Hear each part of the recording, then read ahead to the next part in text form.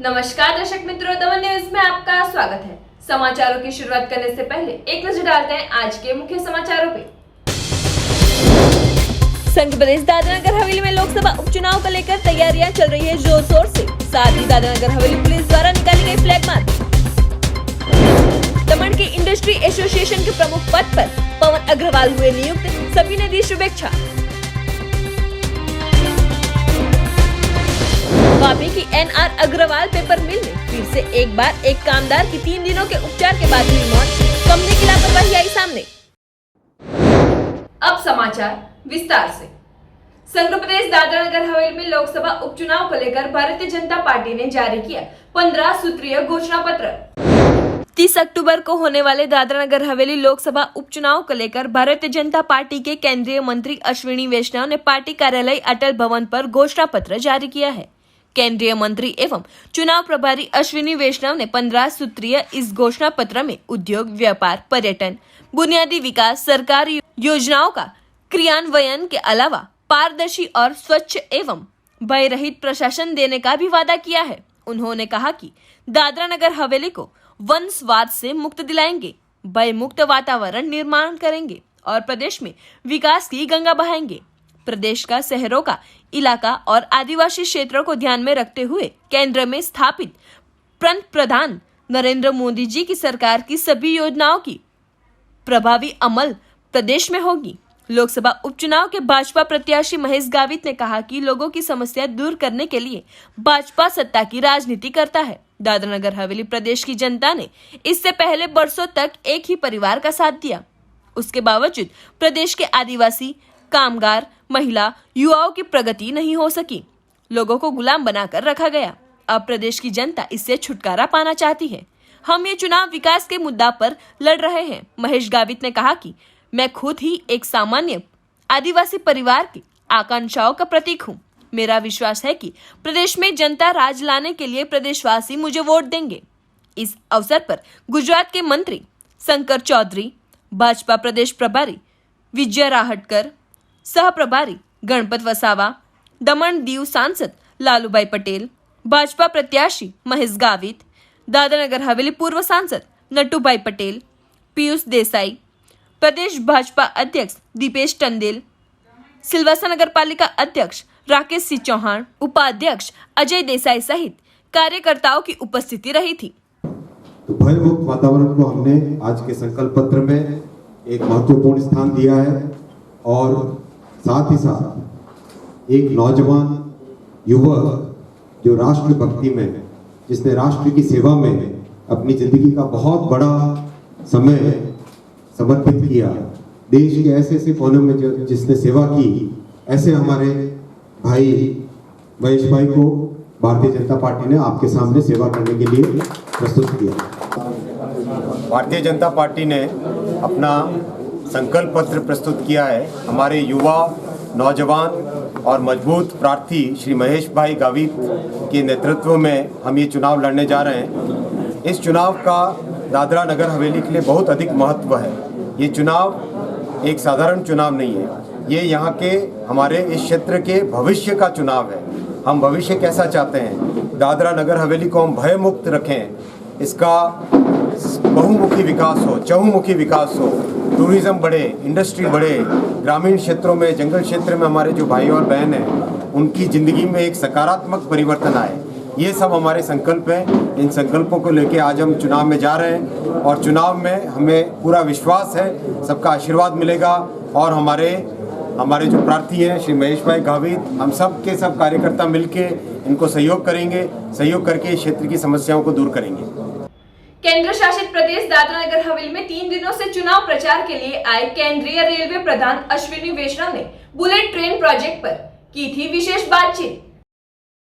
संघ प्रदेश दादरा नगर हवेली में 3 दिनों से चुनाव प्रचार में आए केंद्रीय रेलवे प्रधान अश्विनी वैष्णव ने बुलेट ट्रेन प्रोजेक्ट पर विशेष बातचीत की थी, जिसमें केंद्रीय रेलवे प्रधान ने बताया कि मुंबई अहमदाबाद के बीच चल रही बुलेट ट्रेन प्रोजेक्ट अंतर्गत अभी तक 25 पिलर तैयार हो गए हैं और जमीन संपादन कामगिरी पूर्ण कर गुजरात में कार्य प्रगति में होने का बताया था। गुजरात महाराष्ट्र में बुलेट ट्रेन प्रोजेक्ट के लिए जमीन संपादन का काम पूर्ण हो चुका है। नवंबर महीने से हर महीने नए 50 पिलर खड़े होंगे। ये राष्ट्र का महत्व का प्रोजेक्ट हो, महाराष्ट्र सरकार भी इस प्रोजेक्ट में सहकार दे। गौरतलब है कि बुलेट ट्रेन का एक स्टेशन वापी और दादरा नगर हवेली के बीच आए डुंगरा गांव में बनने वाला है, जिसका निर्माण कार्य तेज गति से चल रहा है। वापी में बनाने वाले इस बुलेट ट्रेन का स्टेशन अहमदाबाद के बाद सबसे लंबा स्टेशन होगा। इस रेल प्रोजेक्ट में ऑयल टेस्टिंग के लिए अद्यतन जियो टेक्नोलॉजिकल लेबोरेटरी खड़ी की जाएगी, जिससे प्रोजेक्ट की गुणवत्ता में भी फायदा होगा। एक ऐसी परिकल्पना है जिससे भारत में रेलवे का डेवलपमेंट कैसे हो, वो परिवर्तन होना है। कैसे हम काम करें, काम करने की तरीका, कंस्ट्रक्शन की टेक्नोलॉजीज, रोलिंग स्टॉक की टेक्नोलॉजीज, उस सब में एक बहुत बड़ा परिवर्तन है। इसका जो डिज़ाइन, जो कि सबसे महत्वपूर्ण पार्ट होता है, क्योंकि जिस तरह से जापान में वातावरण है वैसा वातावरण यहाँ अलग है। जैसा क्लाइमेट वहाँ पे, उससे क्लाइमेट हमारा अलग है। जैसी ज़मीन की कंडीशन से यूनिक होती है हर जगह की। इन सब को ध्यान में रखते हुए इसका डिज़ाइन का काम कंप्लीट हो गया है, कंस्ट्रक्शन चालू हो गया है। आप सबने देखा होगा पिछले कुछ समय में कम से कम 25 पियर्स कास्ट हो चुके हैं, गर्डर लॉन्च मशीन आ गई है और अब आने वाले नवंबर से हर महीने कम से कम 50 नए पिलर इसके कास्ट होंगे और बाकी जितना भी काम है वो सारा काम भी तेज़ी से चल रहा है। प्रकल्प बुलेट ट्रेन का प्रोजेक्ट मुंबई से अहमदाबाद के फेज़ का है। जहाँ जहाँ लैंड एक्वायर हो चुकी है वहाँ पे काम चालू हो गया है। मुझे पूरा विश्वास है महाराष्ट्र सरकार से, महाराष्ट्र के हमारे सभी निवासियों को, उनको भी बुलेट ट्रेन की ज़रूरत है, इच्छा है, तो बहुत जल्दी वहाँ भी लैंड एक्विजिशन का काम चालू हो जाएगा। काम तेज़ी से चल रहा है। महाराष्ट्र हमें पूरा निवेदन है, मैं आज आपके जरिए से भी निवेदन करना चाहता हूँ कि ये राष्ट्र का प्रकल्प है, किसी एक क्षेत्र का या किसी पार्टी का प्रकल्प नहीं है। हम राष्ट्र को प्रथम रखें, राष्ट्र प्रथम सदैव प्रथम रखें। महाराष्ट्र के एरिया में भी काम चालू हो रहा है। कई जगह लैंड का जो क्वालिटी, जियो टेक्निकल इन्वेस्टिगेशन है वो काफ़ी कंप्लीट हो गए। आपने देखा होगा एशिया की सबसे लार्जेस्ट जियो टेक्निकल लेबोरेटरी एशिया की, वो इस प्रोजेक्ट के लिए बनी है भारत में। तो इससे भारत की गुणवत्ता में भी बहुत बड़ा सुधार होगा। दादरा नगर हवेली में लोकसभा उपचुनाव को लेकर निर्वाचन विभाग द्वारा ईवीएम मशीन के जरिए वोटिंग के लिए मतदाताओं को किया जा रहा है जागरूक। दादरा नगर हवेली में ईवीएम मशीन से वोटिंग के लिए मतदाताओं को जागरूक किया जा रहा है। 30 अक्टूबर को संसदीय चुनाव है। इसे देखते हुए निर्वाचन विभाग मतदाताओं को ईवीएम मशीन से मतदान करने को समझा रहे हैं। गांव-गांव, फलिया और चौक चौराहों पर ईवीएम मशीन का प्रदर्शन कर लोगों को बताया जा रहा है कि किस तरह से मतदान करना है। नरोली रिवर फ्रंट पर इसी तरह ईवीएम डेमोन्स्ट्रेशन से वोटरों को वोटिंग करने का सही तरीका समझाया गया। यह डेमोन्स्ट्रेशन उन युवकों के लिए ज्यादा जरूरी है जो नए मतदाता बने हैं और 30 अक्टूबर को पहली दफा अपने मताधिकार का इस्तेमाल करेंगे। नागरिकों को बताया गया कि उन्हें किसी भी तरह के प्रलोभन में नहीं आना है। यदि वोट के बदले कोई आपको प्रलोभन या लालच देता है तो आप प्रशासन को इत्तला करेंगे। आपकी पहचान गुप्त रखी जाएगी। तो कैसे करेंगे? इस चीज के लिए दादरा नगर हवेली में वोटर्स हेल्पलाइन नंबर है 1077 1077। इस पे आप कॉल करें, आपको सारी इंफॉर्मेशन मिल जाएगी।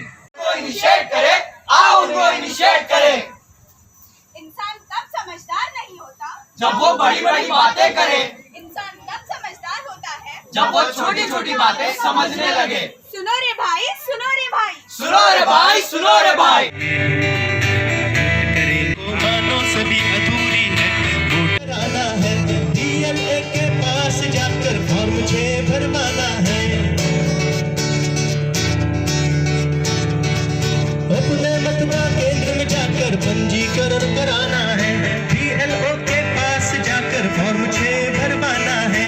इसी तरह से मिलता बढ़ता हम चुनावी ज्ञान निशान है, लोकतंत्र है हमको प्यारा, ये सबका अभिमान है। ज़िला निर्वाचन विभाग दादरा एंड नगर हवेली के अंतर्गत हम लोग सिस्टमैटिक वोटर एजुकेशन जो प्रोग्राम होता है, हमारा जो स्वीप प्रोग्राम होता है, उसके तहत विभिन्न प्रकार की गतिविधियां कर रहे हैं, क्योंकि हमारा उद्देश्य ये है कि अधिकतम संख्या में लोग सामने आए और वोट डालें। उसी के अंतर्गत हम लोगों ने 4 सांस्कृतिक कार्यक्रमों का आयोजन किया है। एक आज हो रहा है यहाँ पे, उसके पश्चात पंचायत मार्केट में इसी समय के आसपास वेजिटेबल मार्केट में और किलौनी नाके पे कल्चरल प्रोग्राम होंगे, जिसके अंदर हम नाटक, गीत, नृत्य व संगीत के माध्यम से लोगों से अनुरोध करेंगे कि वे आएँ और वोट डालें। और साथ में हम उनको ये भी बताएंगे कि अगर किसी भी प्रकार की वो गलती होते हुए देखते हैं, जैसे पैसा बंटते हुए देखते हैं या किसी प्रकार का मदिरा बंटते हुए देखते हैं या फिर वो जाति या धर्म के आधार पर वोट मांगा जा रहा है या लोगों के बीच में भेदभाव कराया जा रहा है, इस प्रकार की अगर उनको इलेक्टोरल ऑफेंसेस के बारे में पता चलता है तो वे 1077 पे कॉल करके और सी विजिल ऐप के माध्यम से हमको बता सकते हैं।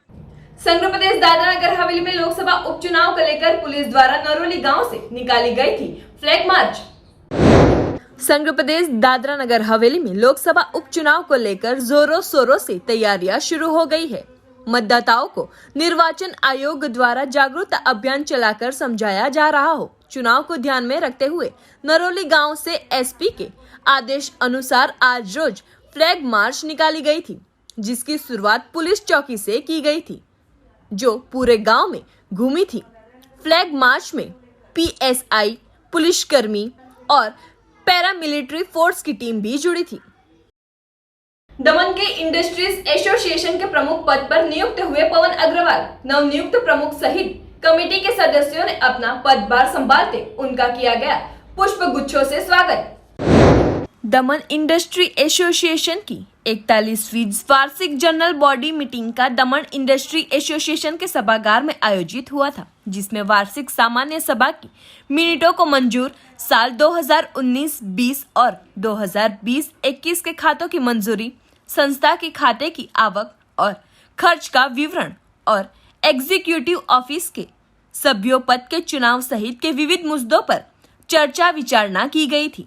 बैठक में दमन इंडस्ट्री एसोसिएशन के नए प्रमुख सहित की कमेटी के सदस्यों ने अपना पदभार संभाला था, जिसमें दमन इंडस्ट्री एसोसिएशन ने प्रमुख पद पर पवन अग्रवाल, उप प्रमुख के तौर पर Sharad Purohit, secretary Sunny Parekh, treasurer R K. Shukla, joint secretary Rajkumar Lodha, सलाहकार मुकेश शेठनी के साथ एग्जीक्यूटिव कमेटी में पी.के. सिंह, विनीत भार्गव, जिनेंद्र बोथरा, मनोज अनन्या, छोटू भाई पटेल, बाबूलाल शर्मा, हितेश गुप्ता का समावेश किया गया था। नवनियुक्त प्रमुख को पूरी बॉडी को पुष्पगुच्छ देकर उनका स्वागत किया गया था और आने वाले दिनों में उद्योग जगत के साथ जुड़े लोगों की समस्याओं को सुनकर इन समस्याओं को दूर करने की तैयारियां जताई गई है और बॉडी के साथ मिलकर समस्याओं से निजात दिलाने के लिए विश्वास भी दिलाया गया है। तो दमन इंडस्ट्री एसोसिएशन में प्रमुख और उप प्रमुख की नियुक्ति के बाद प्रमुख पवन अग्रवाल से पूछे गए प्रश्न की उद्योगों में सबसे बड़ी समस्या जो रीढ़ की हड्डी के सामने बन गए हैं, ये प्रश्न पर उन्होंने बताया कि रास्तों के हालात तो अच्छे हैं, लेकिन बारिश की वजह से रास्ते थोड़े से बिगड़े हुए हैं। एक और दमन इंडस्ट्री में प्रमुख और उप प्रमुख बदलते रहते हैं, पर किसी को उद्योग जगत की सबसे बड़ी समस्या रास्तों की है, उसे नजरअंदाज किया जा रहा है। पिछले कई सालों से रास्तों के हालात बद से बदतर हो गए हैं, जिसके चलते हर रोज छोटी बड़ी दुर्घटनाएं घटित होती रहती है, जिसमें कोई बार कई लोगों को तो जान भी गंवानी पड़ती है। दूसरी ओर उद्योगों में माल सामान के लिए हर रोज छोटे बड़े वाहनों की आवाजाही लगी रहती है। ऐसे में रास्तों के खस्ता हालत से वाहन चालकों को काफी दिक्कतों का सामना करना पड़ता है। एक और जहां ये सबसे बड़ी अहम समस्या बन चुकी है, ऐसे में नवनियुक्त दमन इंडस्ट्री के प्रमुख पवन अग्रवाल ने दमन की औद्योगिक इकाइयों के बद से बदतर बने रास्ते कोई बड़ी समस्या न होने का बताया था, जबकि औद्योगिक इकाइयों के रास्तों की दास्तां कुछ और ही बयां कर रही है। हमारी कमेटी में करीबन 15 से 17 लोग भी इस बार आए हैं। President, vice president, treasurer, secretary और एग्जीक्यूटिव कमेटी में 10 और कोऑप्टेड 2 और 2 स्पेशल इन्वाइटी है। ये कमेटी फिर अगले 2 साल के लिए काम करेगी और उद्योग जगत में सबसे पहली बात तो ये कि हमारे यहाँ 2000 से लेके 2500 करीबन जो एक्टिव इंडस्ट्री है और हमारे डीआई में जो मेंबर्स हैं वो करीबन 700 के आसपास है, 740 करोड़। हमारी प्राथमिकता ये होगी कि पहले तो ज़्यादा से ज़्यादा लोगों को जोड़ें और हम कोशिश ये करेंगे कि प्रशासन का सहयोग सबसे लें, जिससे कि जो चीज़ें यहाँ पर और भी, वैसे तो माननीय प्रशासक महोदय श्री प्रफुल्ल पटेल साहब खुद भी बहुत उद्योगों के लिए आगे से बढ़ के कोशिश और सोचते भी हैं, हम उनका आभार मानते हैं कि उन्होंने उद्योगों के लिए हर समय एक अच्छा वातावरण यहाँ के लिए तैयार करके दिया है, जिससे उद्योग यहाँ पर फल फूल रहा है। कोविड पीरियड में भी जो प्रबंधन रहा प्रशासन का और हेल्थ के मैनेजमेंट का बहुत उम्दा रहा, और आपने देखा कि यहाँ पर जो DIA हॉल के अंदर ही करीबन 1 लाख वैक्सीनेशन हुए, जो कि देश के पूरे रेशियो में सबसे ज़्यादा है पर स्टेट। अगर आप दमन और सिलवासा के एंगल से देखेंगे तो बहुत ज़्यादा इस रेशियो के हिसाब से जो यहाँ की आबादी है। तो हमारी जो प्रशासन है वो इंडस्ट्री के लिए काफ़ी सोच रही है, और हम उस सोच को और आगे बढ़ाएंगे और प्रशासन से कंधा मिलाएंगे। उद्योग के लिए जो भी जेन्युइन चीज़ें होंगी प्रशासन के सामने रखेंगे हम, कि जिससे उस पर कोई भी निराकरण निकले, अगर कोई समस्या होगी तो जो जेन्युइन होगी। देखिए, मुद्दों में पहले नंबर तो जो लोगों ने कहा कि हमारी संख्या बल कम है DI की, तो हम कोशिश करेंगे कि संख्या ज़्यादा से ज़्यादा हम बढ़ाएं। जैसे हमने कहा कि पहली 2 साल में हमारा लक्ष्य है कि 700 को 1000 तक लेके जाएं, ये हमारी कोशिश होगी। इसके अलावा जो छोटी मोटी चीज़ें जो पॉलिसी मैटर्स हैं, अगर उसमें हम कुछ संशोधन को लेके आते हैं और कोई एडवाइस लेके आते हैं तो ऊपर तक हम बात रखेंगे। और जो भी जेन्युइन उद्योग की समस्या होगी, उद्योगों में और कैसे बाहर के इन्वेस्टमेंट आए। अभी आपने देखा कि एक वाणिज्यिक सप्ताह के नाम से एक अब उद्योग का बहुत बड़ा यहाँ पर मेला लगा गया से। तो ऐसी चीज़ों को और भी ज़्यादा प्रोत्साहित करने की ज़रूरत है, जो निर्यात उन्मुख होगा और लोगों को इन्वेस्टमेंट दमन में जिस तरह से एक भयमुक्त वातावरण बन पाया है यहाँ पर, और उद्योगों के लिए सारी चीज़ें की जा रही मुहैया की जा रही है, उसको और आगे लेके जा सके, उस पर बेहतर क्या कर सकें, उस पर हम काम करें। जी, आज दमन में 2500 के करीबन एक्टिव इंडस्ट्री है। जी। फिर भी इंडस्ट्रीज के रास्ते की हालत एकदम खस्ता हो गई है, तो उस पर आने वाले दिनों में क्या किया जाएगा, क्या ऊपर रजूआत की जाएगी? शासन का काम है। वैसे रास्ते की जो बात आप कह रहे हैं, लगातार काम भी हो रहा है। बारिश में देखिए पूरे देश में थोड़ी बहुत व्यवस्था तो बारिश में होती ही सब, जहाँ भी आप देखेंगे, लेकिन रास्ते अच्छे हैं, इतनी भी खराब नहीं है, और उस पर काम भी हो रहा है। कुछ सड़कों की चौड़ाई बनाई जा रही है, उसकी वजह से शायद वो रुक गया है, लेकिन काम काफ़ी हो रहा है। लेकिन ये पॉलिसी मैटर तो गवर्नमेंट का है। दमन के अंदर इतनी इंडस्ट्रीज के ज़्यादातर इंडस्ट्री में देखा गया कि फायर एनओसीज नहीं है और उनको लेने में भी काफ़ी दिक्कतें आती है, जो आज का मुद्दा भी रहा था मीटिंग में। तो उस पर आप किस तरह कार्य करेंगे? ये जो जेन्युइन मुद्दे होंगे उनको हम लोग डिस्कस करेंगे, उस पर केस बाय केस स्टडी होती है। तो सब्जेक्ट ये तो हर आदमी का अपना अपना होता है। बहुतों के एनओसी हैं भी, ऐसी तो नहीं कि नहीं बिना एनओसी की चल रही इंडस्ट्री। बहुत जेन्युइन रीज़न होता है कि उसकी वजह से भी लोग शायद उसको नहीं समझ पाते कि इसको कंप्लायंस कैसे करना है। आप एक ड्राइविंग लाइसेंस भी बनाते हैं तो आपको 10 कागज़ लगाने पड़ते हैं, उसके साथ आपको गाड़ी चलवा के देखी जाती है, तो वो तो रहेगा ही। वापी की NR अग्रवाल पेपर मिल में फिर से एक बार घटित हुई दुर्घटना। वेस्टेज उठाते समय पैर स्लिप होने पर हादसे में कामदार की अस्पताल में 3 दिनों के उपचार के बाद हुई मौत। कंपनी की लापरवाही सामने आते सुरक्षा और सेफ्टी पर उठे प्रश्न। वापी GID स्थित NR अग्रवाल कंपनी के यूनिट 1 में कुछ दिन पहले एक कामदार के ऊपर पेपर रोल गिरते कामदार की दब जाने से मौत हुई थी। तो फिर से एक बार यही कंपनी में दुर्घटना हुई है। कंपनी में कामदार हरिओम सिंह उम्र वर्ष 26 साल हर रोज की भांति कंपनी में काम कर रहा था। उस दौरान वेस्टेज माल खींचते समय कामदार को सिर के बल गंभीर तरीके से चोटें आई थी, जिसकी जानकारी कंपनी ने तुरंत ही पुलिस को दी थी। गंभीर तरीके से घायल हुए कामदार को छिरी स्थित संवेदना अस्पताल में उपचार के लिए ले जाया गया था, पर 3 दिनों के बाद कामदार की मौत हो गई थी। GIDC पुलिस ने घटना के बारे में जानकारी देते पुलिस ने अकस्मात का गुना दर्ज कर आगे की जांच शुरू की है। मृतक कामदार को कॉन्ट्रैक्टर के नीचे काम कर रहा होने का जानने को मिल रहा है, पर 1 महीने में ही इस प्रकार की 2 घटनाएं सामने आई है, जिसे कंपनी की लापरवाही और सेफ्टी के साथ सुरक्षा पर कई प्रश्न उठ रहे हैं। तो बार बार घट रही ऐसी घटनाओं को जैसे तंत्र नजरअंदाज कर रहा है, ऐसे लग रहा है।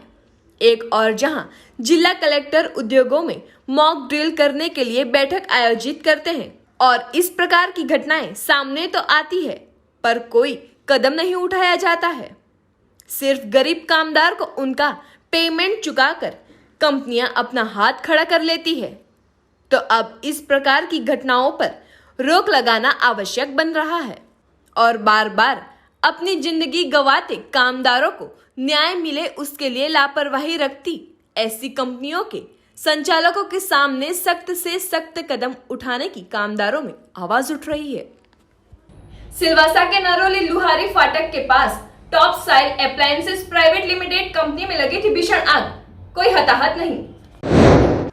सिलवासा में नरौली के कन्नाडू लुहारी फाटक के पास top sale appliances private limited में आज सुबह 11 बजे भीषण आग लगी थी। आग लगने के समय फैक्ट्री चालू थी, जिससे कंपनी में अफरा तफरी का माहौल बन गया था और तुरंत फायर विभाग को जानकारी देते ही तुरंत ही फायर विभाग के जवान घटनास्थल पर पहुंचे थे और कर्मियों को सुरक्षित बाहर निकाला गया था।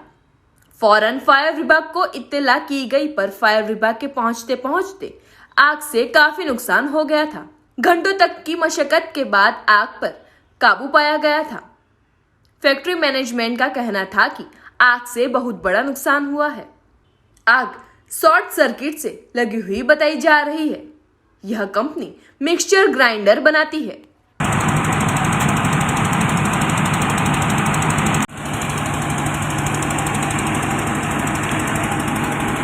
नानी दमन कड़ैया माछीवाड़ में अनमोल संस्था द्वारा मटकी गरबा प्रतियोगिता का किया गया था आयोजन। संघ प्रदेश दमन में कड़ैया माछीवाड़ में एक छोटी सी संस्था अनमोल संस्था कार्यरत है और बड़ी ही तेज गति से आगे बढ़कर प्रगति के पथ पर चलती जा रही है। तो माछी समाज की परंपरा अब टूटने लगी हो, उसे बनाए रखने के उद्देश्य से तथा गरीब परिवार के बच्चों को सहायता करने हेतु ये अनमोल संस्था आगे आ रही है। तो अनमोल संस्था के अश्विना बहन ने बताया कि हर साल गरीब परिवार के बच्चों को सहायता कर अलग अलग प्रवृत्तियां आयोजित की जाती है। तो इस साल कड़ैया माछीवाड़ में मटकी गरबा प्रतियोगिता का आयोजन किया गया था, जिसमें 60 जितनी बहनों ने हिस्सा लिया था। साथ ही इस संस्था द्वारा म्यूजिक, क्राफ्ट, डांस जैसी प्रवृत्तियां भी की जाती है और ऐसे सेवा के कार्यों पर आगे बढ़ रही है।